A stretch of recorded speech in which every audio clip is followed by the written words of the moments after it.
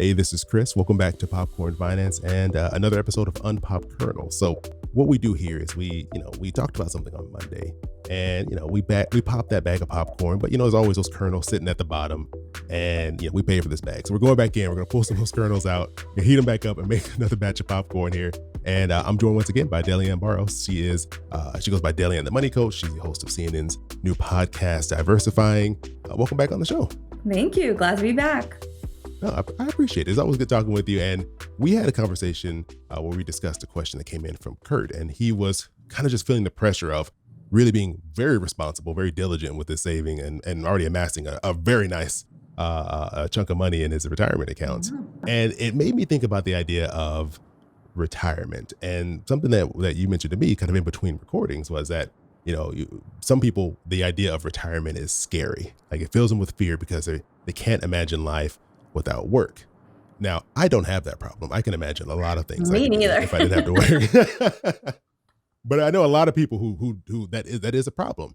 But it made me think about, there was someone, I wish I knew her name. I'll find it and I'll insert it in here after the fact. Everyone, last week I posted this video about the concept of shifting your mindset, so reframing how you think about work. Therefore, thinking about work to be your part-time job and then thinking about your life to actually be your full-time job. And last week, my whole focus was on how to shift this mindset. And one of the steps that I was taking was to really proactively plan things out for myself and make sure that I was at least doing 3 things a day for myself. But my intention or focus for this week is not only thinking about my life, but also thinking about how I think of others' lives. So what does this mean exactly? Well, when I ask someone, how is your day going? I should probably expect to hear things outside of work. And if they only give me like, oh, my work is really great, then also ask about other things that are happening in their lives. Basically, what I'm trying to do here is decenter work from people's lives and think of their lives more holistically, as I'm also trying to view my own life. She was doing these posts about treating, kind of like reframing the way she thinks about work. Mm-hmm. And instead of work being the center of everything, it's focusing on life outside of work. So she's not taking any time off necessarily, but it's more so like, she's like, what do I want to do with my free time? Like I'm thinking about, what am I doing in the evening that I'm really going to enjoy? Or what's coming up this weekend? Or what friends do I want to make sure I connect with this week? And having her focus be on all the things that are happening around work and outside of work versus all the dread that we tend to focus on when it comes to work. 'Cause I know for me, I've had a really hard time not doing that, being like, oh man, Monday's coming up. Yep. Be there. What Sunday's meeting do I have to go to? Exactly. And it just kind of brings you down. Like the later it gets on Sunday, the more I'm just like, oh man, this weekend wasn't long enough. I would just love to try that experiment of reframing my focus away from the dread that is going back to work to the joy of the things that I could have waiting for me outside of my work hours. Yeah. I also don't want to normalize that feeling. Like if you're constantly feeling the Sunday scaries and you're constantly dreading going to work every single day, that's not okay. Like, I don't want to normalize that you should be so, like frustrated and stressed and like waking up in the middle of the night in cold sweats. Like, oh yeah, that's just normal capitalism. I'm like, no, like that's not okay. So you should question that. Like you should never be sacrificing your mental health for a company. Like no company is worth your mental health. Like this is the moment, if there ever was one, for you to leverage your skills and move away from toxic work environments. Like there has never been a better moment for employees to do that. This is the Great Resignation. This is the time, y'all. So if you've been waiting, this is your sign. But I think also the other thing that keeps us tied to work is a lot of us create friendships within the workplace. So it's almost hard to disengage from work because we hang out with people from work, outside of work, and then it just kind of extends because you tend to talk about work, right? So you definitely want to have like a variety of friends that have nothing to do with your job so that you can completely disengage. Otherwise, you're just going to be extending that stress level into after work hours.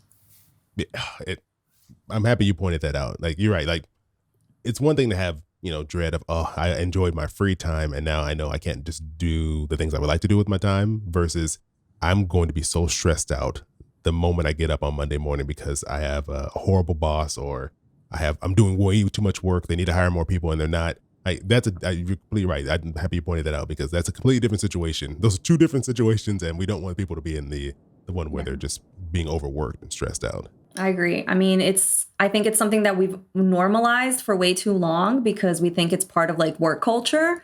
And that bleeds into all different areas of our lives. And we all need to bring down our cortisol levels. I know I did.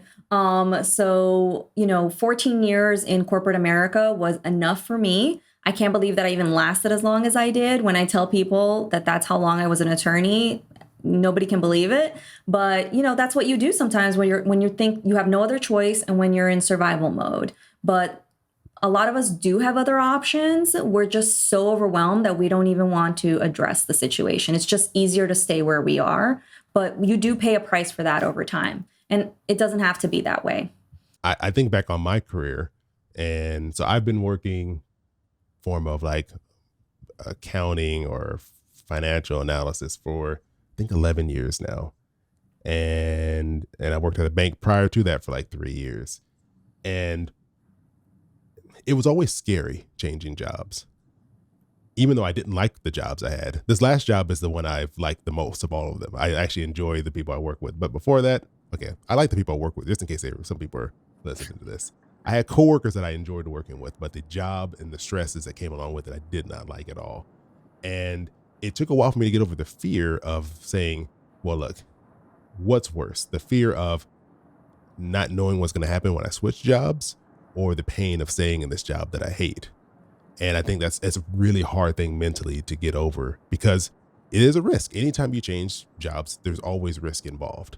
And you kind of have to make the analysis for yourself. Like, is it worth the risk for me to make that change and hopefully put myself in a better spot? Yeah. And there's an opportunity cost for staying in the job that is hurting you mentally and emotionally, right? Because you're giving up another opportunity that for a workplace that is much healthier, possibly even pays you more, where you have better benefits. Who knows what could be down the road? So you always have to be thinking, yes, there's risk, but there's also opportunity cost. And that's the constant weighing of balances that we're doing in every decision we make.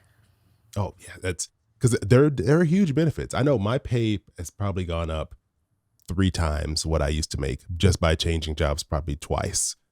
And there's no way in the world they were going to give me a raise that significant if I would have stuck around. And it was scary.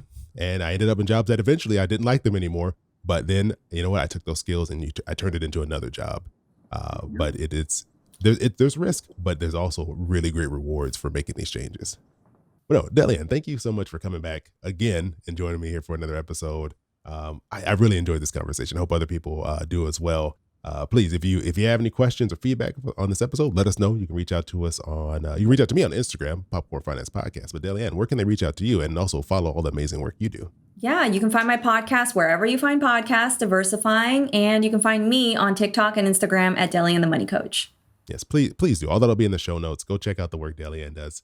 It's always nice when someone is just so great at just explaining these concepts in it's just a very down to earth way. Like, I feel like I can watch your videos and I don't feel like I'm being talked down to, which I always love when there's people out there who do great jobs with that like you do. So go follow Delyanne. Amazing work. And thanks again for coming back on the show. Hey, thanks for watching. And if you haven't already, go check out the Popcorn Finance Podcast. It's a short form show where I discuss finance in about the time it takes to make a bag of popcorn. Or you know what? You can just stick around here and watch another video. Either way, I appreciate you joining me here for another bag of popcorn. Hope you have a great rest of your week. Man, I'll talk to you soon.